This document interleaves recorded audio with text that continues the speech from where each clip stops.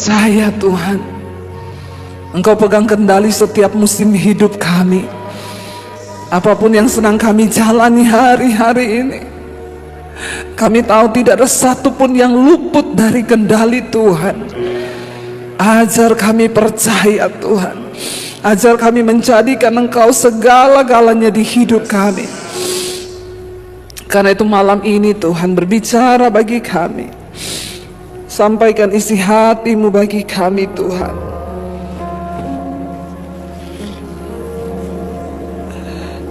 Bahwa kami mengerti setiap rencana dan kehendak Tuhan di hidup kami. Bahwa kami masuk lebih dalam lagi dalam pengenalan akan Engkau Tuhan. Di hari-hari terakhir ini kami rindu iman kami semakin diteguhkan di dalam Tuhan. Karena kami tahu dunia akan bergoncang, tapi orang yang hidup percaya kepada Tuhan, hidup percaya pada firman-Mu, kami akan tetap ada sampai selama-lamanya. Itu kata firman-Mu Bapa. Urapi hamba-Mu yang tidak ada apa-apanya Tuhan.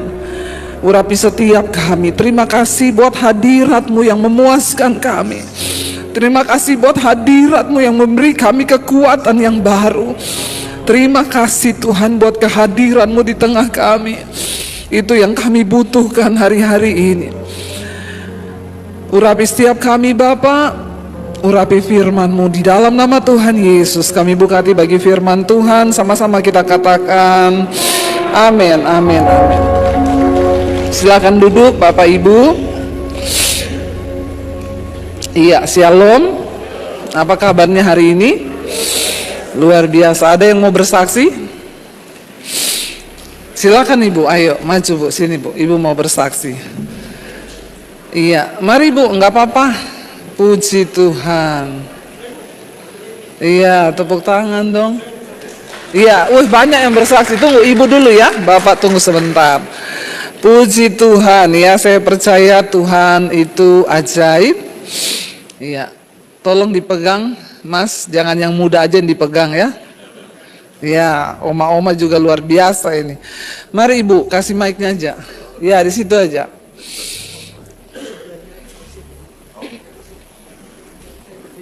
Enggak apa-apa, berdiri aja sudah kuat ya. Iya, di sini ya, kasih mic-nya. Yang ini, oh iya Ibu.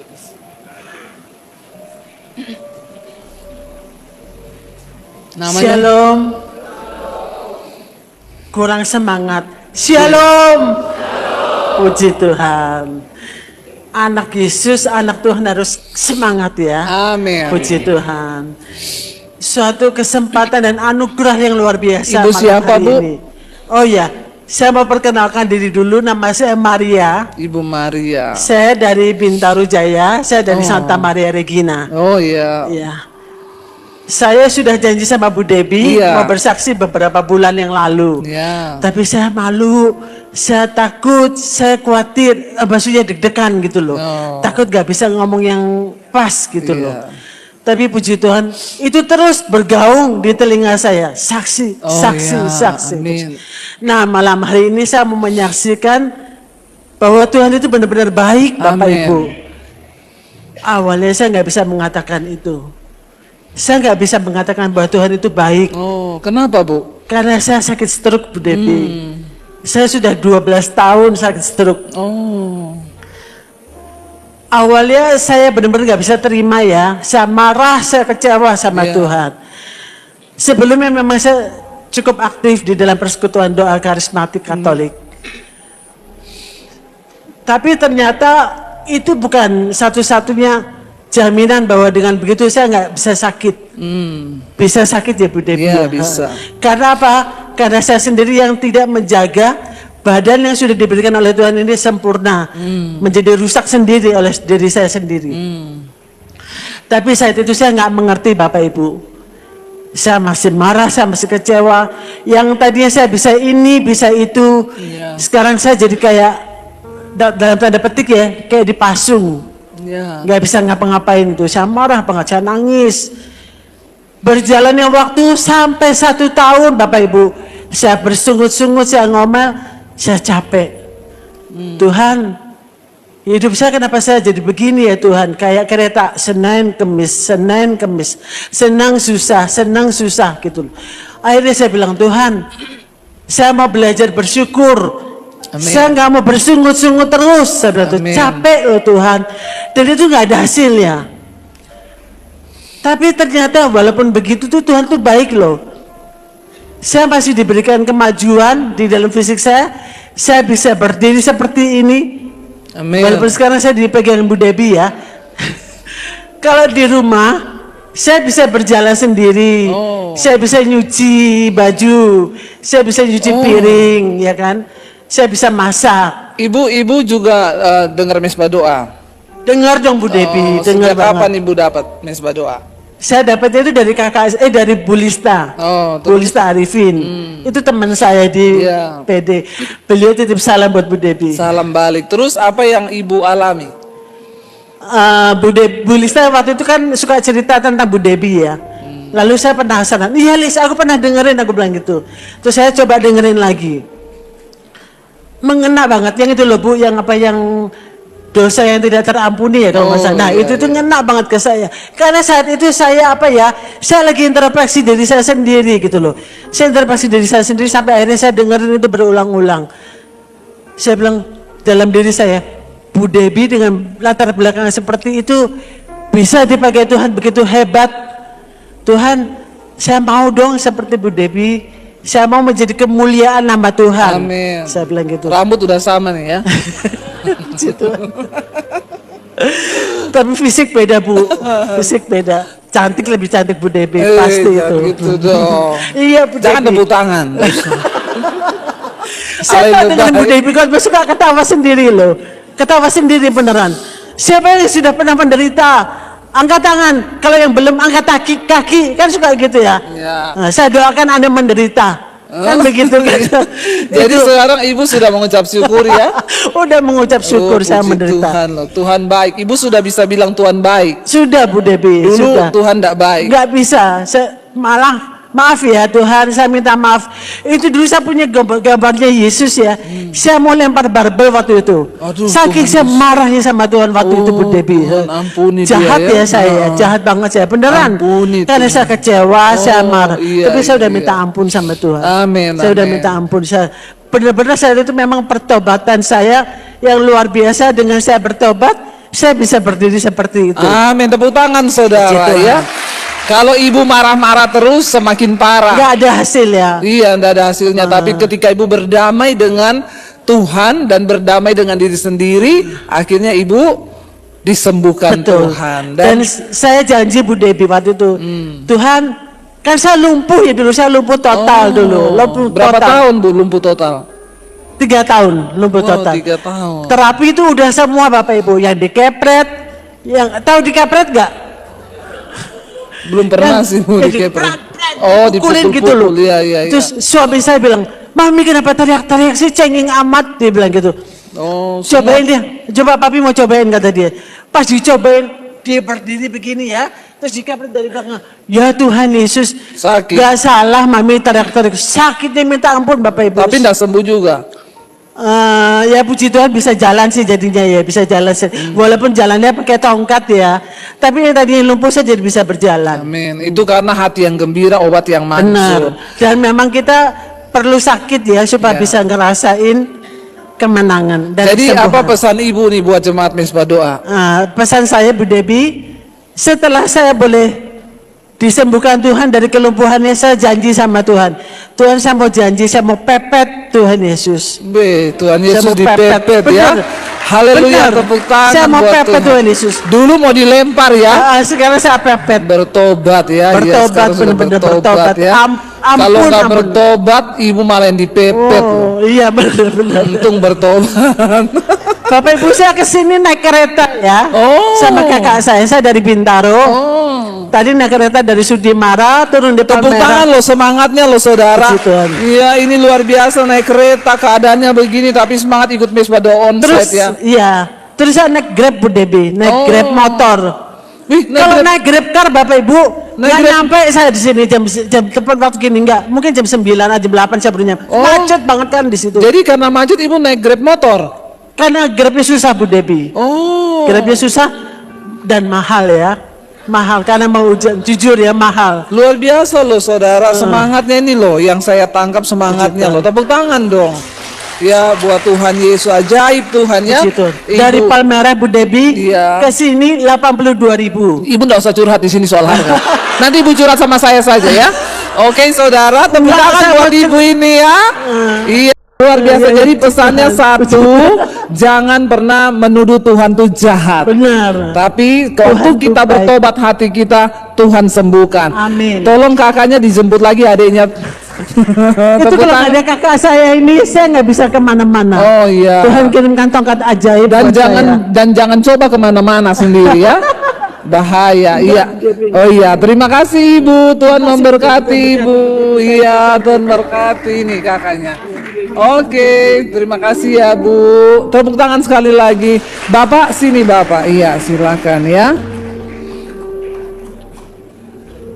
Haleluya. Iya. Bapak dari mana? Namanya siapa? Salam semuanya. Nama saya Adi. Saya tinggalnya di Cikeas, Bu. Cibubur kali, Cikeas. dekat Oh, PSB. jauh loh. Cikeas loh ya. Tadi memang sempat Naik ke sini, datang sini naik saya Grab naik juga. busway, Bu. Oh, Naik busway. busway. Nggak usah sebut ongkosnya. Bapak sini. Bapak di sini agak tengah, Pak. Iya, silakan kesaksian. Sebelumnya Bapak. saya mengucap terima kasih kepada Tuhan karena kita semua ada di sini karena dipilih, bukan karena kita Amin, memilih. betul. Jadi memang tadi saya sempat ada muncul roh kemalasan, tapi Roh Kudus bilang, kamu harus datang. Saya ada maksud untuk kamu harus datang ke mesbah doa onsite. Amin, amin. Jadi sebelum saya bersaksi, sebelumnya Bu saya nggak sengaja pencet YouTube, yang keluar itu firman dari Ibu. Iya. Tapi nggak sengaja pas saya subscribe, keluar Bu, ada mesbah syukur, Oh iya. mesbah doa. Saya ikuti, saya bertumbuh Bu, saya tinggalkan semua dosa-dosa saya Bu. Dosa dulu apa? Dosa-dosa saya terlalu cinta dengan harta dunia Bu. Oh. Saya terlalu mencintai, setelah saya menikah itu, setelah saya menikah saya terlalu mencintai sama harta yang saya miliki. Jadi saya tinggalkan, saya sehari saya cari Tuhan, bangun pagi, siang saya baca Dulu Alkitab. tiap hari cari uang terus.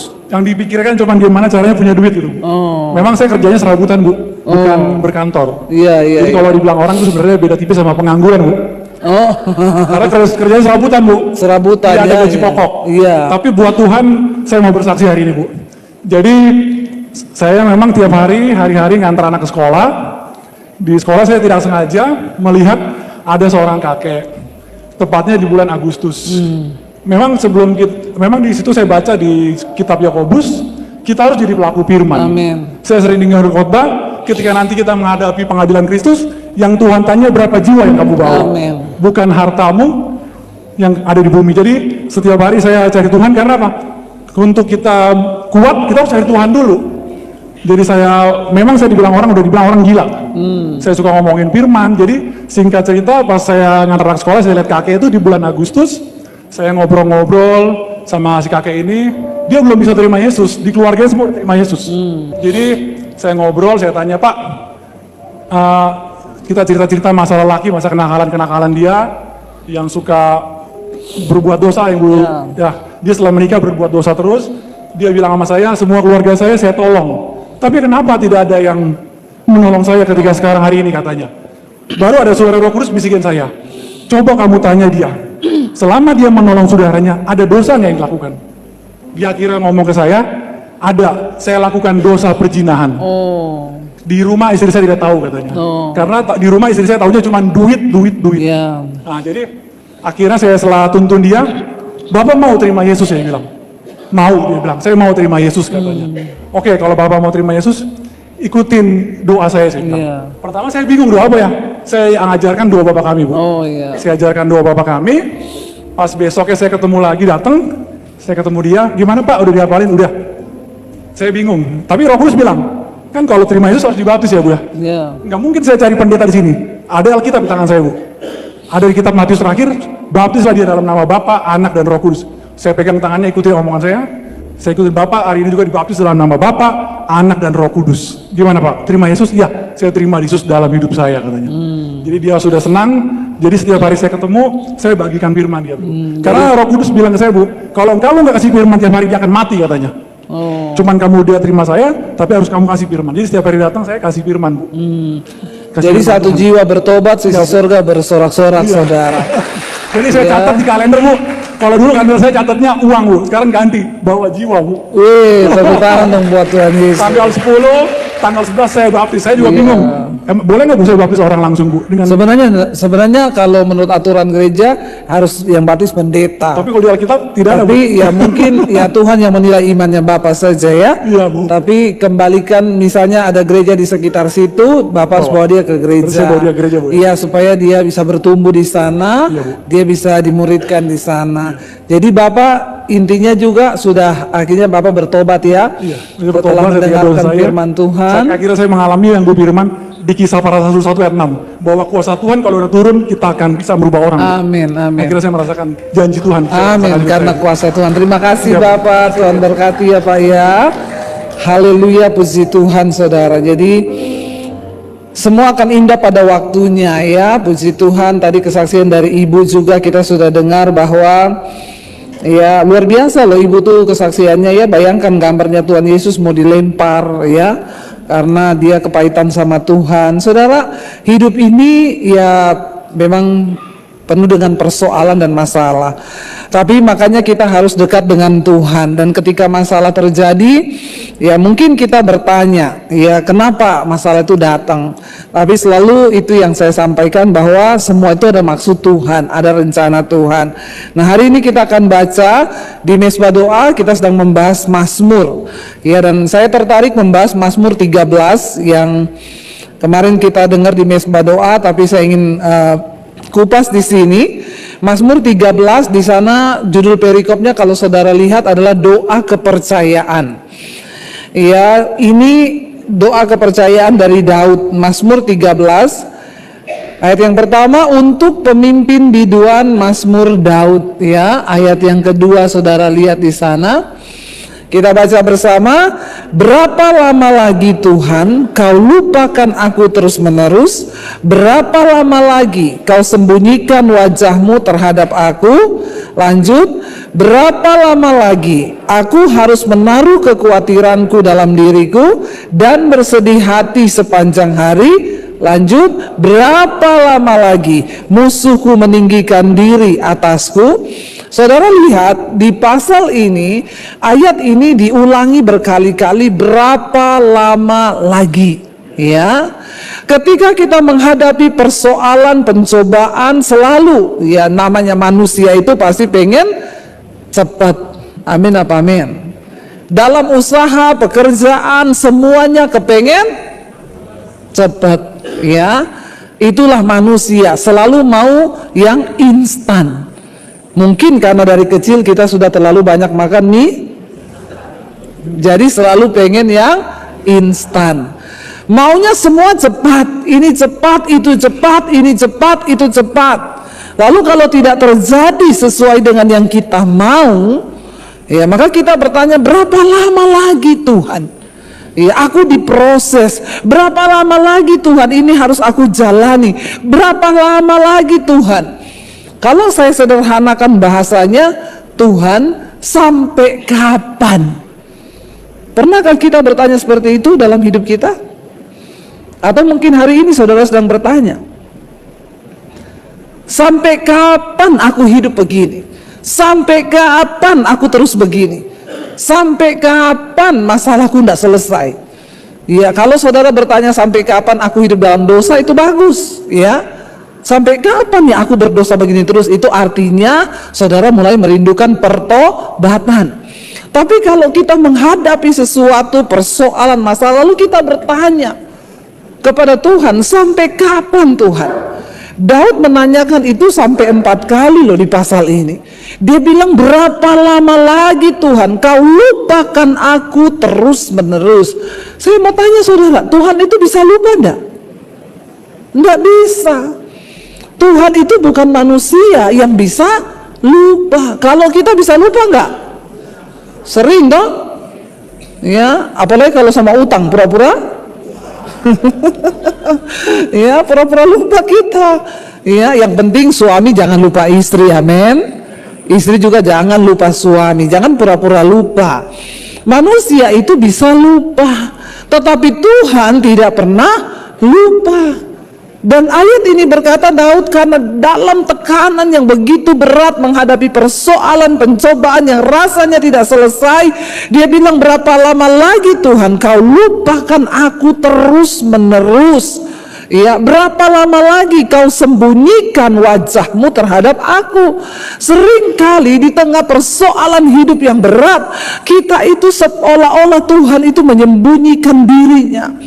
Seolah-olah kita nggak bisa melihat janji Tuhan, seolah-olah kita nggak melihat ya firman-Nya digenapi, seolah-olah berapa banyak orang Kristen yang berkata, Bu, hari-hari ini saya sudah nggak mengalami Tuhan loh.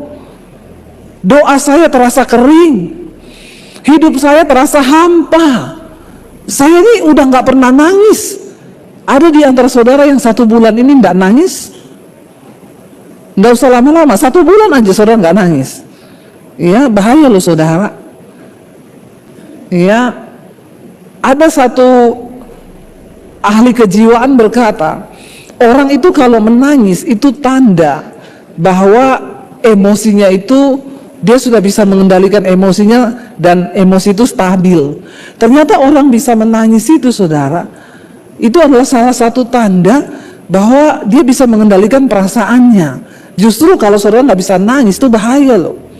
Ya, karena itu kita perlu mengalami Tuhan. Orang kalau mengalami Tuhan dia nggak bisa tahan. Kita nih kalau nyanyi, saya tuh kalau nyanyi saudara menyembah Tuhan tuh saya pasti nangis. Kenapa? Ya nangisnya bukan karena besok jatuh tempo Tuhan. Jangan ya nangis karena jatuh tempo, jangan ya nak ya. Tapi kita nangis karena ingat Tuhan itu baik itu loh. Amin. Tuhan itu luar biasa, Tuhan itu dahsyat. Apalagi yang kita cari di hidup ini saudara. Saya bisa membayangkan orang yang hidup tanpa Tuhan itu menderita loh. Karena yang kita cari itu di dunia ini bukan hanya sekedar kekayaan. Banyak orang kaya yang hidup tanpa Tuhan. Ya, saya bertemu banyak orang kaya dan kadang-kadang saya bilang sama suami saya, dia kaya ya, tapi kasihan loh hidupnya, kasihan. Karena tanpa Tuhan, saudara kaya pun, orang sekaya apapun kita ini sehari makan cuma 3 kali toh. Ada di sini yang 6 kali makan? Itu siluman pasti. Kalau kita udah umur begini bahkan sehari 2 kali aja badan tetap mengembang loh. Udah ditahan-tahan setengah mati. Iya. Kita makan apa aja sekarang cuma dikit rasanya kenyang loh. Bener nggak saudara? Atau cuma saya yang begitu? Saudara begitu juga kan? Jadi saya bayangkan orang itu kaya, sekaya apapun juga, ya dia juga makan itu ada takarannya. Dan benar saya tadi ketemu sama satu orang, ya jemaat Mesbah Doa di luar, kita ngobrol, ya benar dia bilang hidup ini mau apa lagi Bu, selain cari Tuhan sungguh-sungguh, amin, menyenangkan Tuhan. Ya, makanya saya berdoa setiap saudara, ayo terus cari Tuhan hari-hari ini. Sebab dalam hadirat Tuhan kita ini mendapat kekuatan. Kita percaya kepada Tuhan, ingat bukan supaya hidup kita tidak ada masalah. Tapi karena dunia ini tempatnya masalah, makanya kita percaya Tuhan. Supaya ketika masalah datang, kita punya kekuatan. Sebab orang yang tanpa Tuhan, dia nggak punya kekuatan saudara. Dunia semakin hari semakin gila. Dunia ini semakin berubah, ya tidak menentu. Tapi orang-orang yang hidup dalam hadirat Tuhan, yang mengenal Tuhan, mereka akan mendapat kekuatan yang baru. Nantikan Tuhan.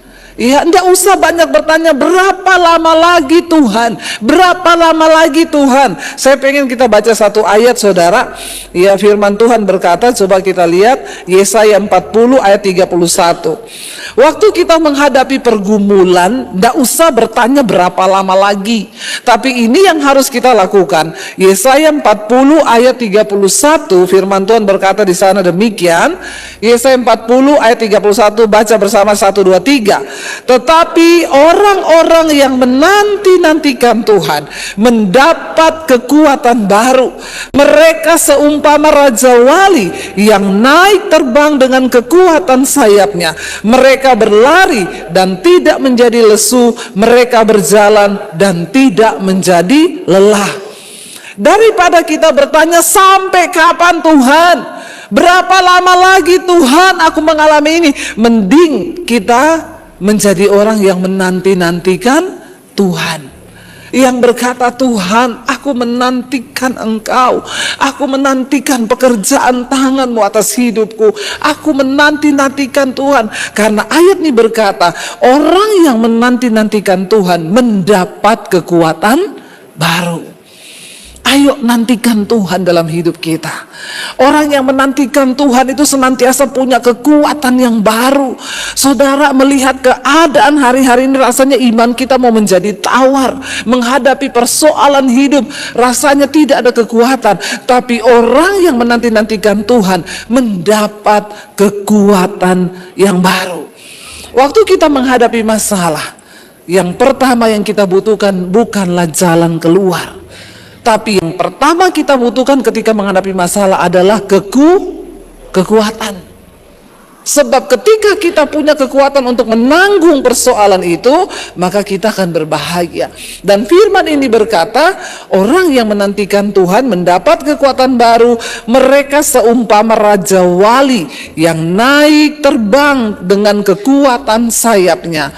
Saudara, raja wali itu ketika menghadapi badai, dia akan menari di tengah badai, sebab dia menggunakan kekuatan badai itu untuk dia makin naik terbang tinggi. Artinya apa saudara? Kita orang-orang yang di dalam Tuhan, waktu kita menghadapi pergumulan hidup, pakailah pergumulan itu untuk menjadi satu sarana bagi kita, level iman kita naik semakin tinggi. Ibu, saya yakin ibu mungkin kalau tidak kena stroke seperti itu, ibu tidak akan mengerti tentang kebaikan Tuhan. Ibu hanya akan menjadi orang yang mengaku percaya sama Tuhan, tapi ibu tidak punya pengalaman pribadi bersama dengan Tuhan. Ketika diizinkan kena stroke, ternyata terlihat iman yang sebenarnya. Dia berkata, Tuhan tuh jahat. Waktu menghadapi persoalan, bayangkan loh, gambarnya Tuhan Yesus mau dilempar loh. Itu kan berarti sudah tingkat tinggi loh itu Bu, ya, stresnya. Dan ternyata ketika menghadapi pencobaan, imannya cuma sampai di situ. Tapi selama ini ternyata ibu ke gereja kan, bahkan aktif di persekutuan karismatik, ya, bahkan ya mungkin menjadi pemimpin di persekutuan karismatik. Tapi ternyata ketika badai menerpa, badai itu akan membuktikan sampai di mana kekuatan imanmu.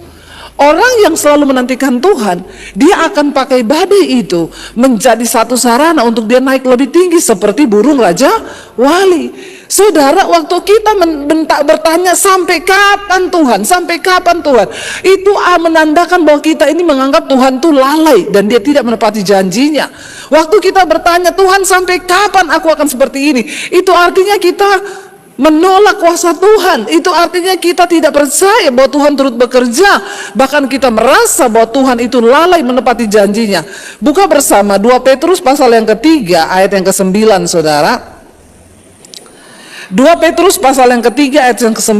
Kalau hari ini banyak di antara kita yang menganggap Tuhan itu lalai, maka kita harus baca firman ini. 2 Petrus 3 ayat yang ke-9, firman Tuhan berkata, baca bersama 1, 2, 3. Tuhan tidak lalai menepati janjinya, sekalipun ada orang yang menganggapnya sebagai kelalaian, tetapi ia sabar terhadap kamu. Karena apa? Ia menghendaki supaya jangan ada yang binasa, melainkan supaya semua orang berbalik dan bertobat. Seringkali kita merasa Tuhan itu lalai, tapi dengan jelas ayat ini berkata Tuhan tidak lalai menepati janjinya. Kalau hari ini saudara belum melihat janji Tuhan, kalau sampai hari ini engkau belum melihat seolah-olah tangan Tuhan tidak bekerja, jangan bilang bahwa Tuhan tidak bekerja. Mari yakinkan dirimu, Tuhan tidak pernah lalai. Aku percaya Tuhan, Engkau tidak pernah lalai. Walaupun hari ini aku belum melihat, walaupun hari ini aku belum merasakan tangan-Mu bekerja, tapi aku tahu satu hal, Engkau tidak pernah lalai untuk menepati janji-Mu. Kenapa Tuhan belum menjawab mungkin doa-doa kita, saudara? Percayalah, di balik semua proses yang sedang kita alami, cuma satu tujuan Tuhan. Ayat ini berkata, karena Ia menghendaki supaya setiap orang, apa saudara? Berbalik dan bertobat. Karena Tuhan tidak berkehendak pada kematian orang fasik. Saya berdoa supaya setiap kita yang hadir malam ini, kita menjadi orang-orang yang mau bertobat di hadapan Tuhan, berbalik meninggalkan dosa, dan tidak usah marah-marah, tidak usah emosi, tidak usah kepahitan, tidak usah takut, tidak usah khawatir. Jalani saja hidup ini sehari demi sehari, karena Alkitab berkata kesusahan sehari cukup untuk sehari, besok ada kesusahannya sendiri. Suami istri harus kuat, bersatu hati, bergandeng tangan, setiap hari mengucap syukur. Supaya apa saudara? Anak cucu kita diberkati Tuhan. Kalau kita suami istri hidup bergandengan tangan, percaya pada firman Tuhan, maka kita akan melihat janji-janji firman itu terjadi dalam hidup kita. Daripada kita bersungut, lebih baik kita teguhkan hati kita. Bapak Ibu, ya, siapa yang bisa meneguhkan hati kita selain diri kita sendiri? Tidak ada orang lain. Saudara mau ke psikiater hari-hari ini, psikiater itu juga hanya bisa memberi saudara nasihat dan obat. Kalau saudara nggak bisa tidur, dia cuma bilang nanti minum obat ini ya kalau nggak bisa tidur. Itu untuk apa? Bukan menyembuhkan, untuk menenangkan syaraf saudara, dilemahkan supaya saudara ngantuk. Tapi apakah besok masalahnya hilang? Tidak bisa. Siapa yang bisa menaklukkan diri sendiri? Kitalah dengan Tuhan. Waktu kita percaya pada janji Tuhan, saudara, tidak ada kekuatan lain hari-hari ini, tidak ada obat hari-hari ini selain kita berpegang pada firman Tuhan.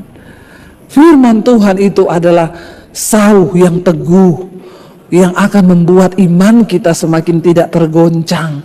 Orang-orang yang berpegang pada firman Tuhan hari-hari ini, mereka akan melihat, mereka lah yang akan melihat. Percaya saudara, waktu kita taruh hidup kita pada firman Tuhan, percaya bahwa Tuhan tidak pernah lalai menepati janjinya. Kalau kita kembali ke tadi kitab Mazmur saudara, Daud bertanya, berapa lama lagi Tuhan? Lalu dia bilang, pandanglah kiranya, jawablah aku ya Tuhan Allahku, buatlah mataku bercahaya supaya jangan aku tertidur dan mati. Bayangkan saking beratnya pergumulannya, dia takut loh kalau dia tertidur dia bisa mati.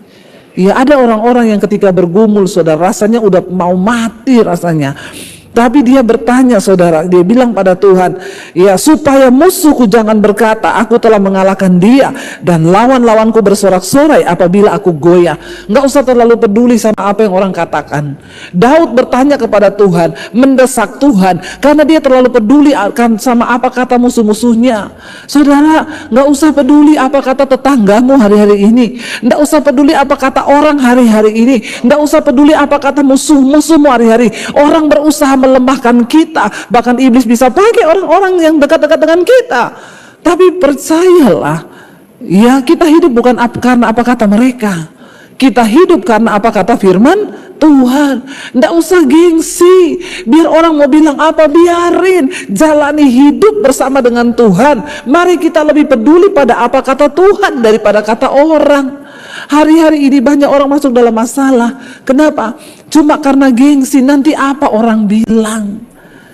Ya kita ini walaupun nggak punya duit harus tetap beli mobil. Soalnya kalau kita nggak punya mobil, apa kata tetangga?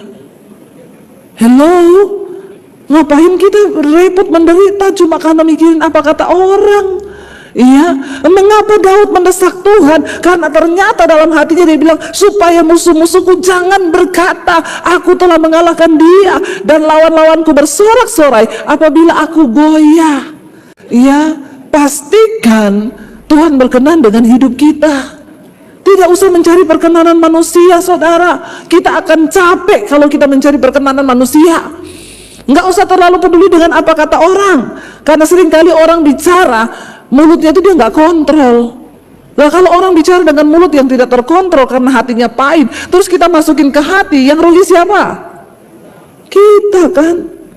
Karena orang itu kadang bicara, dia bicara aja saudara, Dia nggak pikir. Nah kalau kita menangkap omongan orang yang berbicara tidak pakai hikmat, terus kita yang masukin di hati, ngapain? Ya, saya sekarang belajar, saya banyak belajar.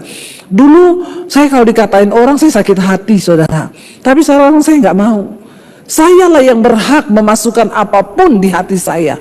Saya yang bisa memfilter itu. Orang berhak ngomong apa aja, tapi saya yang menentukan apa yang bisa masuk ke hati saya, apa yang tidak. Amin. Iya. Loh, saya itu loh, cuplikan khotbah saya ada di Facebook. Khotbah saya itu begini, saudara. Saudara, sering kali ketika kita menghadapi masalah, kita ini cepat-cepat meminta mujizat, cepat-cepat meminta jalan keluar.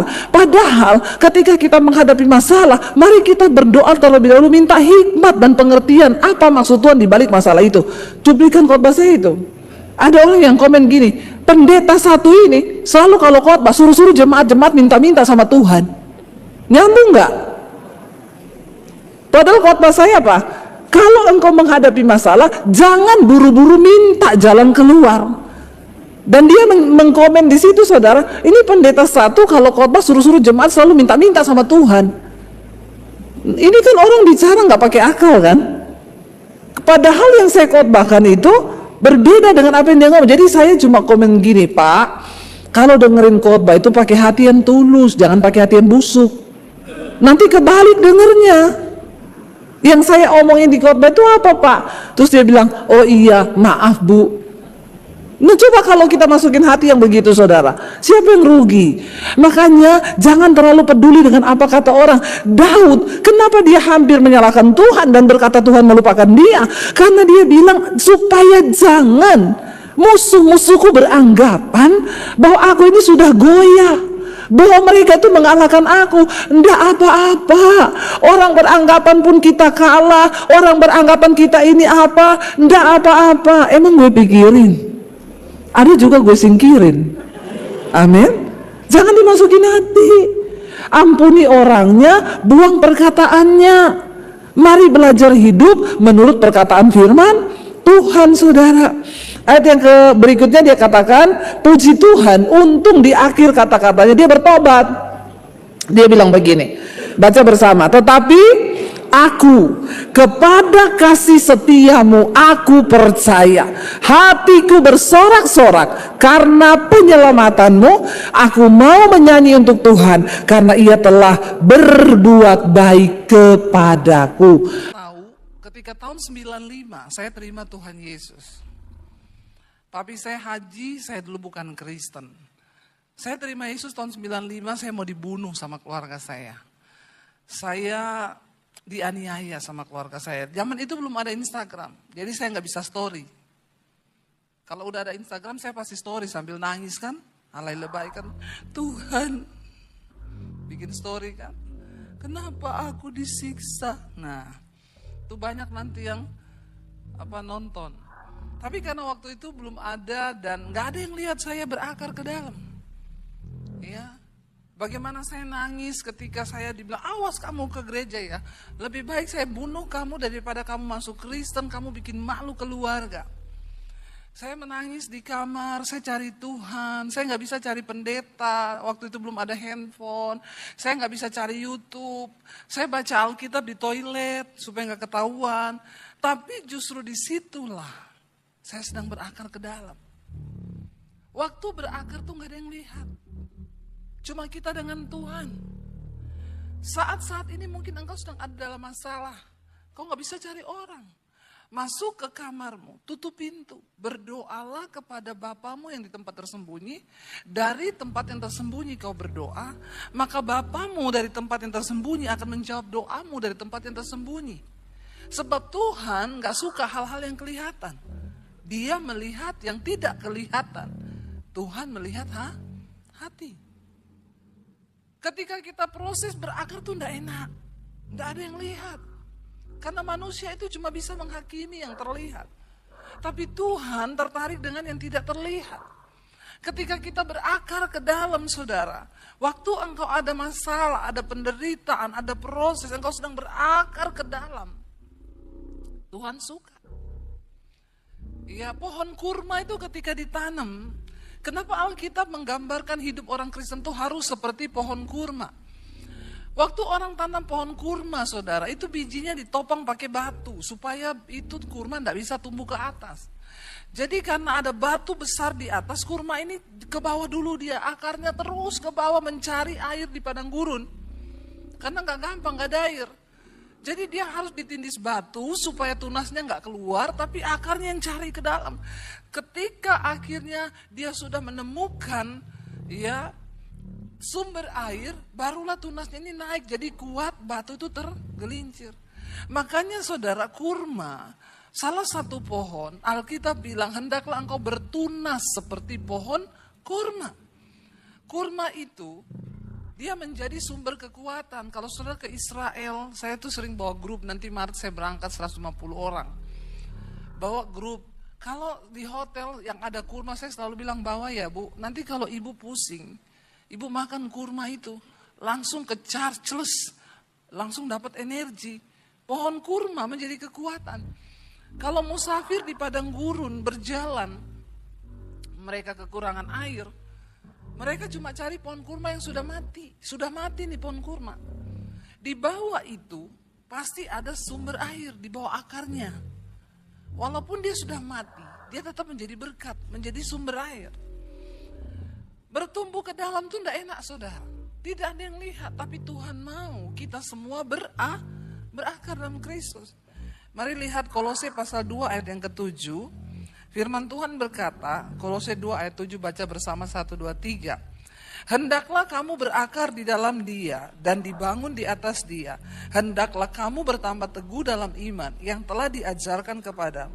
Dan hendaklah hatimu melimpah dengan syukur. Alkitab berkata di hari-hari ini terlebih lagi, mari kita berakar di dalam Kristus, dibangun di atas Dia, dan hendaklah iman kita bertambah teguh di dalam Kristus. Di hari-hari terakhir kita mendengar, melihat keadaan semakin tidak baik, ya semakin tidak menentu. Tapi ketika kita bertumbuh dalam Kristus, berakar, maka kita menjadi orang Kristen yang tidak tergoncangkan, saudara. Yesus pernah memberikan perumpamaan kepada murid-muridnya tentang bagaimana benih itu tumbuh dan berbuah lebat.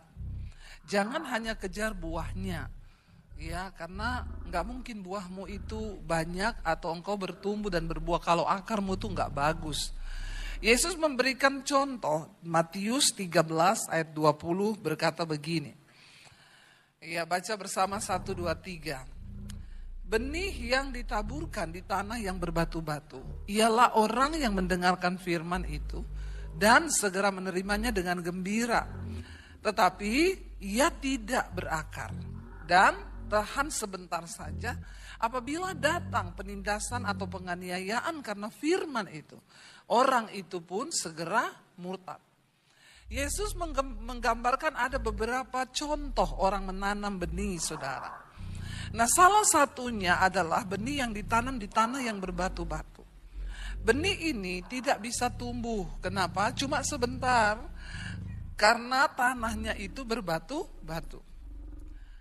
Orang yang suka menanam itu, saya ini suka menanam. Saya memperhatikan media tanam saya. Saya tidak mungkin menabur benih di tanah yang banyak batunya. Karena sudah pasti benih itu tidak akan tumbuh. Lebih banyak batu daripada tanah. Waktu kita mau menanam benih, saudara, maka perlu kita bersihin dulu media tanamnya. Bahkan yang tahu tanam ya, kadang media tanam itu kelihatan bagus, ternyata tingkat keasamannya sudah terlalu tinggi sehingga tanamannya mati. Ini harus diperbaharui lagi.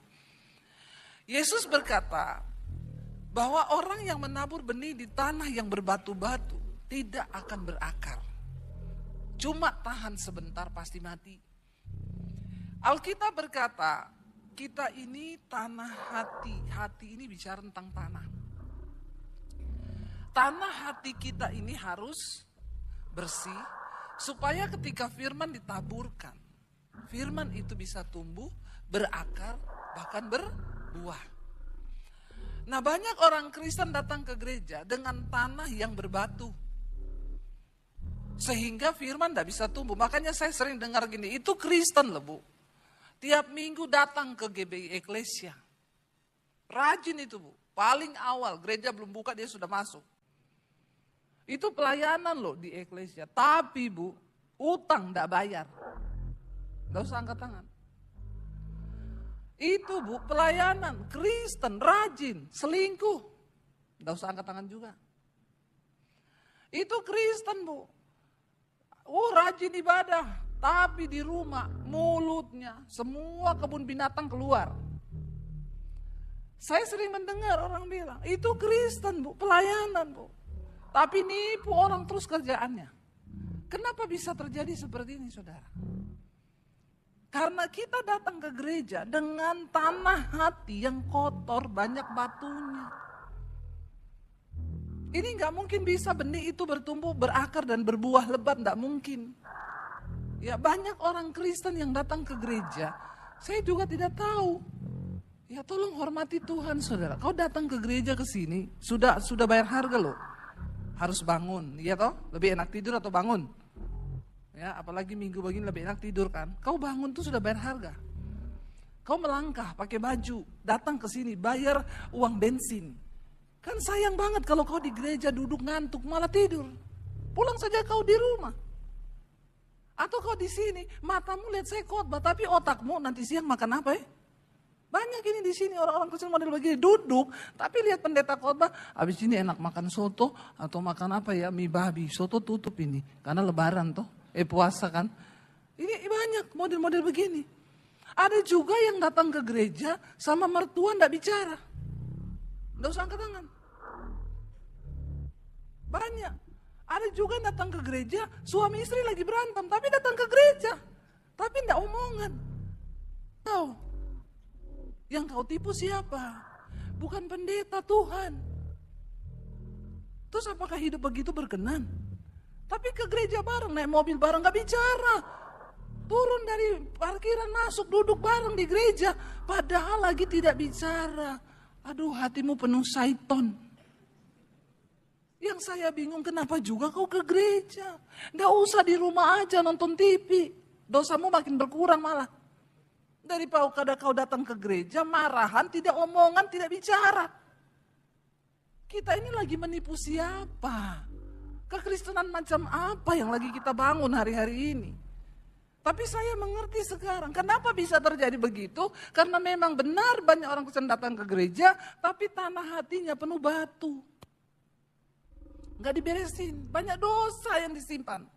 Makanya Tuhan Yesus bilang, kalau kau datang menghampiri rumah Allah, lalu kau hendak memberi persembahan, ingat dulu apa yang ada di hatimu dengan saudaramu. Kalau kau lagi musuhan sama saudaramu, Tuhan bilang jangan kasih persembahan. Kau pulang dulu berdamai dengan saudaramu. Setelah kau berdamai, baru kau balik lagi ke rumah Tuhan. Baru kau kasih persembahan, itu yang berkenan. Karena kalau kau tidak berdamai, kau kasih persembahan, itu kekejian bagi Tuhan. Karena Alkitab berkata, doa orang fasik itu menjadi kekejian di mata Tuhan. Ternyata ada ibadah yang kita pikir ibadah, sebenarnya menjadi kekejian. Tuhan tuh jijik. Doa orang fasik menjadi kekejian di mata Tuhan. Ya kita berdoa nih jadi orang fasik. Apa orang fasik? Orang yang tahu kebenaran tapi gak pernah mau melakukan kebenaran itu. Terus bikin dosa. Ini orang fasik. Waktu kau berdoa kau pikir kau lagi rohani. Tuhan dengar doamu gini, jijai bajai. Jijik Tuhan. Tapi kita sering tidak menyadari. Mari mulai bongkar tanah hatimu itu.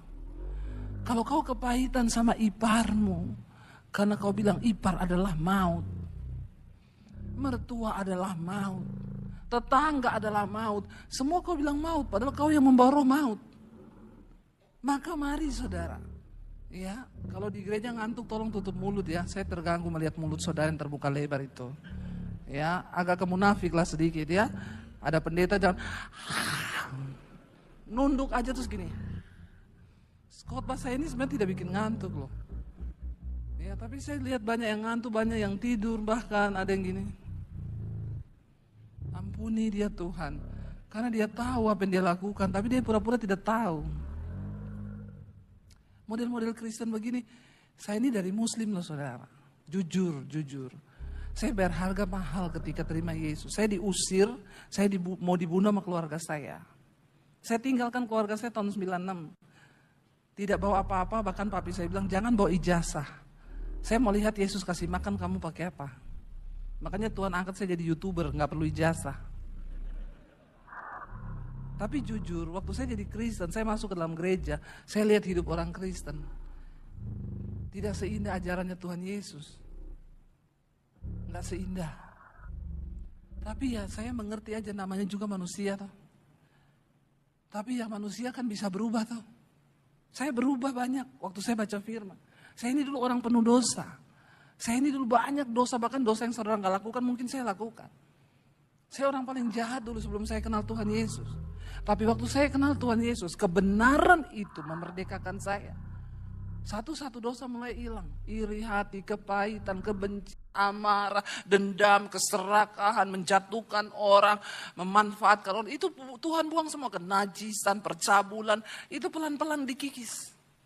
Tapi saya suka bingung lihat orang Kristen. Ya saya baru tahu sekarang, kemarin ada survei dilakukan. Di kota-kota Kristen, mayoritas Kristen. Disurvei saudara, yang punya Alkitab berapa banyak? 80% punya Alkitab. Waktu disurvei yang baca, 20% kurang. Saya baru mengerti. Kenapa banyak kantong Kristen? Kenapa banyak orang Kristen hidupnya gak berubah? Yaitu, kau gak pernah baca Alkitab.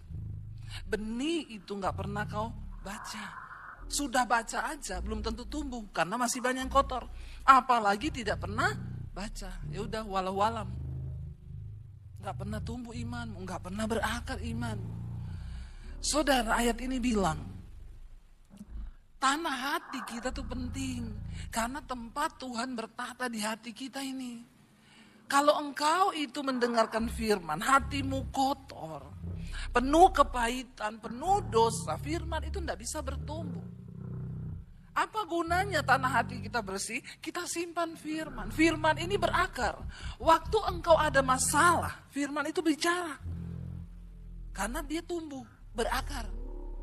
Waktu kau benci sama iparmu, kau mau tidur malam, firman itu ngomong. Kau jangan membenci, sebab Tuhan mau ampuni musuhmu. Doakan orang yang menyakiti kamu. Terus saudara bilang, amin Tuhan. Ampuni aku Tuhan. Aku berkati iparku itu. Begini Kristen yang benar itu begini. Kau berantem sama suamimu. Tuhan bilang, ngomong sama suamimu, minta maaf. Karena firman Tuhan berkata, di mana orang hidup rukun bersama, kesanalah berkat Tuhan diperintahkan. Ampuni aku Tuhan. Yes, aku mau berdamai dengan suamiku. Supaya rumah tangga kami diberkati Tuhan. Kan begitu. Karena kalau kau terus tolak itu suara Tuhan. Makanya banyak bukan murtad secara jasmani, pindah agama, no. Jangan saudara pikir yang murtad pindah agama itu murtad. Oh dia murtad, kenapa pindah agama? Itu tersesat. Kalau murtad di gereja pun banyak orang murtad. Yang duduk di gereja tiap minggu. Tapi kau gak pernah melakukan firman Tuhan, kau sudah murtad. Kau murtad secara rohani, kata firman Tuhan. Mari kita baca bersama 1 Timotius pasal yang pertama. 1 Timotius 1 ayat yang ke-19. Baca bersama dengan suara yang keras 1, 2, 3. Beberapa orang telah menolak hati nuraninya yang murni itu. Dan karena itu kandaslah iman mereka. Iman bisa kandas loh. Kalau imannya kandas, bisa menyelamatkan gak iman itu? Nggak bisa. Kayak kapal kandas. Nggak bisa jalan. Rusak. Mogok. Nggak bisa mencapai tujuan. Iman yang kandas tidak akan menyelamatkan kita saudara. Iman yang menyelamatkan, iman yang bagaimana? Iman yang bertumbuh, berbuah, berakar.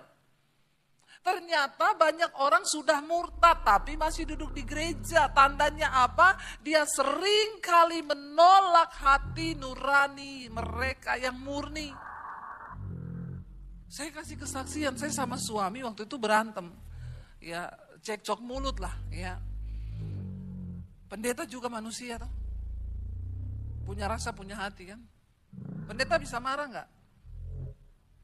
Saudara bisa marah enggak? Pendeta bisa marah enggak? Enggak usah takut-takut. Ngomong aja bisa. Ya. Waktu itu saya cekcok mulut sama suami. Saya bilang, saya nggak mau tidur sama kamu. Saya mau tidur di luar aja di sofa. Suami saya bilang, jangan kamu yang di sofa, aku aja yang di sofa. Ya udah sana kamu di luar. Lagi saya mau tidur, Roh Kudus ngomong, jangan begitu loh. Kamu tuh berdamai. Minta maaf sana sama suami. Mau nggak mau, kan dia yang salah. Roh Kudus ngomong terus, enggak, saya enggak mau. Harus dia minta maaf. Tiba-tiba saya antara ngantuk dan tidak, saya takut juga tidur. Karena saya takut, saya tidur marah-marah, mimpi ketemu kuntilanak, terus dicekik, mati, mampus masuk neraka. Mampus itu, pasti mati, masuk neraka, kekal selama-lamanya.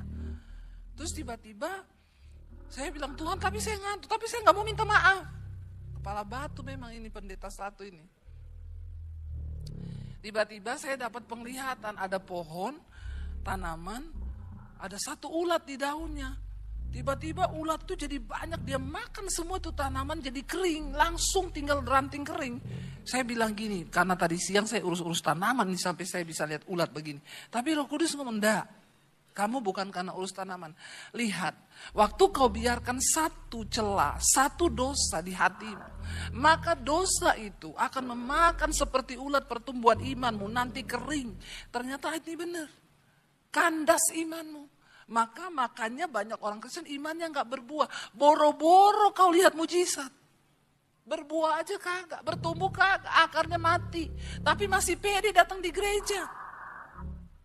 Dan saudara, waktu akhirnya saya lihat penglihatan itu, saya langsung berdiri. Ya Tuhan ampuni saya Tuhan, saya tidak mau iman saya mati. Saya berdiri, saya buka pintu kamar. Begitu saya buka, suami saya sudah depan pintu. Dia begini, lalu kami berpelukan. Seperti Teletubbies. Waktu berpelukan saya bilang sama suami saya, dari tadi Roh Kudus itu sudah. Kalau jiwamu menjadi pelaku firman, Roh Kudus beri kita kekuatan. Roh Kudus kasih kita kuasa. Tapi kalau kau tolak terus, kandaslah imanmu. Anak-anak muda, dengar baik-baik. Ya, kalau ada yang bilang, dugem, enak dugem, tolak dalam nama Yesus. Lebih enak tuh saya nonton khotbah atau nyanyi lagu-lagu rohani.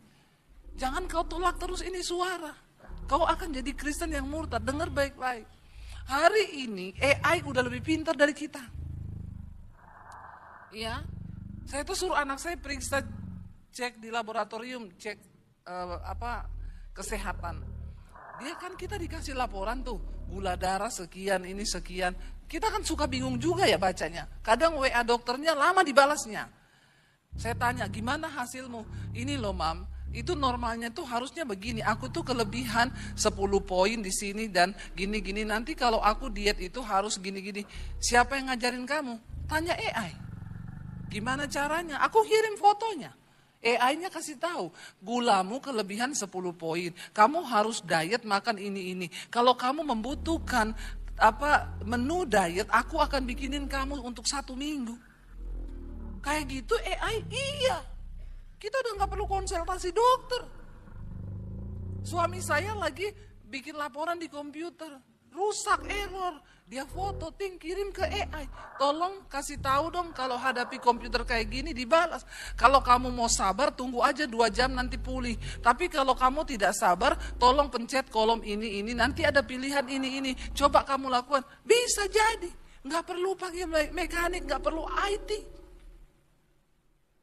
AI lebih pinter. Orang-orang pinter sekarang tersingkir dengan AI. Anak-anak muda dengar baik ya. Yang pinter aja tersingkir, apalagi yang goblok. Ya, dengar baik-baik, jangan goblok kau, dilarang goblok. Ya. Tapi Tuhan tuh nggak cari yang pinter, yang goblok. Tuhan itu memberkati orang yang takut akan Tuhan. Sebab Alkitab berkata orang-orang yang takut akan Tuhan akan disertai Tuhan.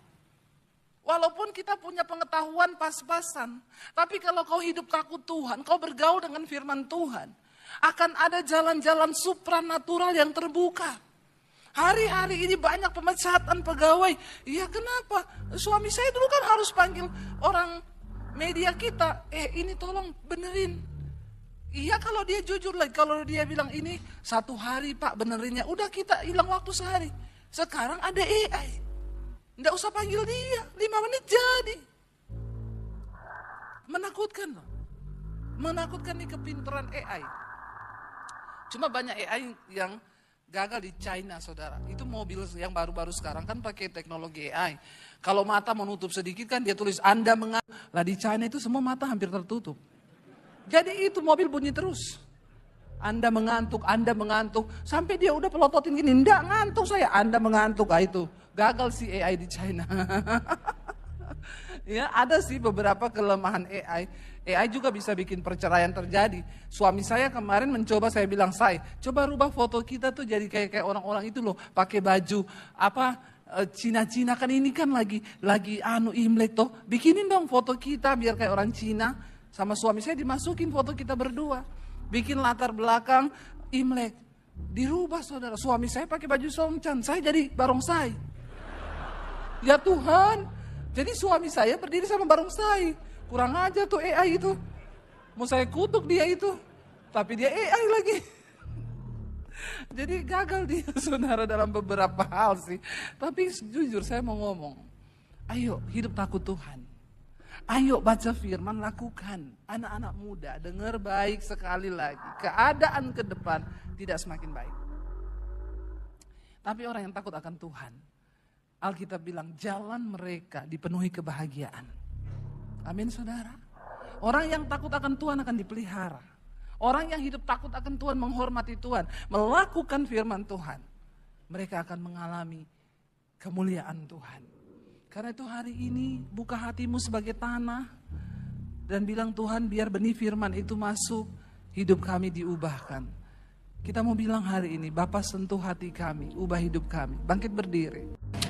Tidak selamanya kita harus mengerti jalan Tuhan. Tapi untuk selamanya kita harus belajar percaya kepada Tuhan. Sekalipun mengikuti jejaknya itu berat. Seringkali apa yang kita mau secara daging tidak terjadi. Tapi percaya saudara, waktu kau ikut jejaknya Tuhan. Ayub berkata begini, saudara. Perintah dari bibirnya tidak kulanggar. Dalam sanubariku kusimpan ucapan mulutnya. Mari dengarkan firman Tuhan dan simpan itu dalam hatimu. Waktu engkau menyimpan firman dalam hatimu, maka firman itu yang akan menuntunmu, saudara, untuk mulai mengikuti kehendak Tuhan. Waktu kau simpan firman dalam hatimu, maka firman itu yang akan berkuasa membawa engkau sampai pada tujuannya Tuhan.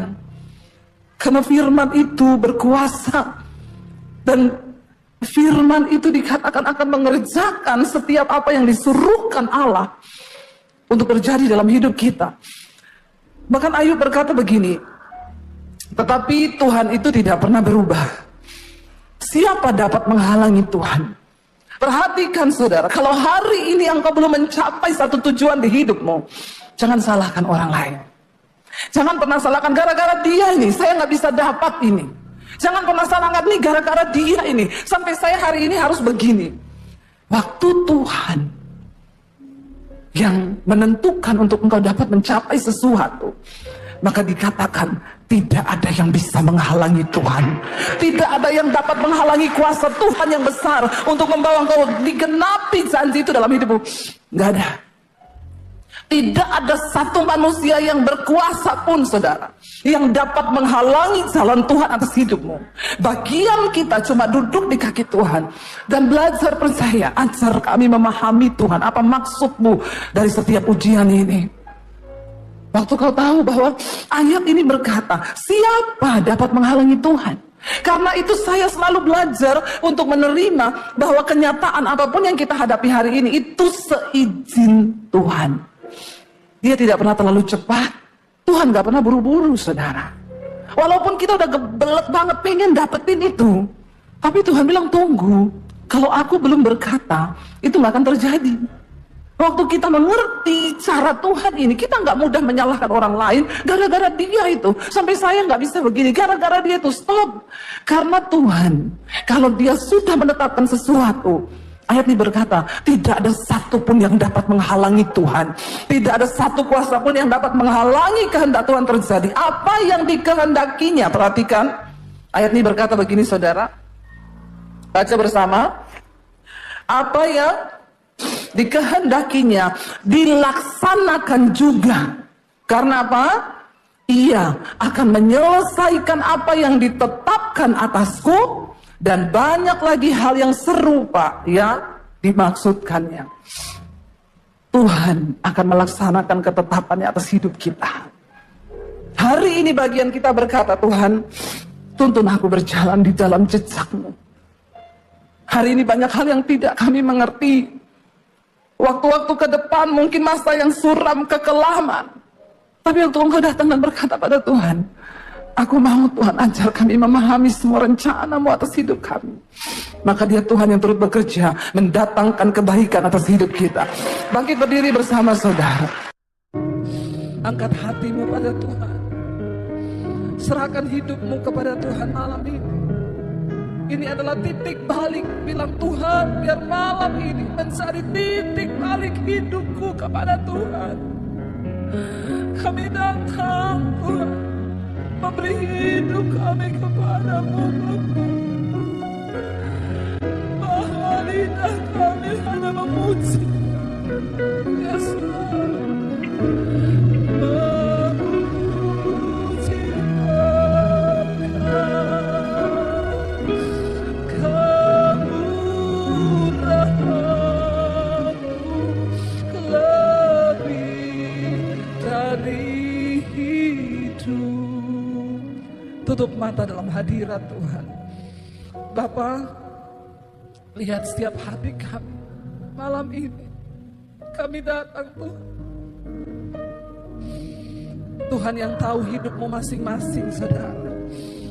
Dan malam ini Dia cuma mau Engkau beri hidupmu yang sungguh-sungguh bagi Dia. Tidak peduli dosa apapun yang sedang hari ini Engkau lakukan. Tuhan tidak pernah melihat masa lalu, tapi Dia tunggu engkau yang sekarang untuk menyerahkan hidupmu kepada Tuhan.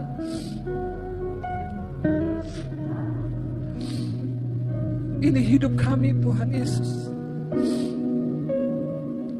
Berapa banyak di antara saudara yang mau sungguh-sungguh menyerahkan hidupmu pada Tuhan? Angkat tanganmu di tempatmu, saya akan berdoa. Tuhan, Engkau melihat setiap tangan kami yang terangkat kepadamu, Tuhan. Ini kami di atas kota Palangkaraya ini, Tuhan. Kami datang menyerahkan hidup kami kepada Tuhan. Biar kemurahan-Mu nyata di hidup kami, Bapa.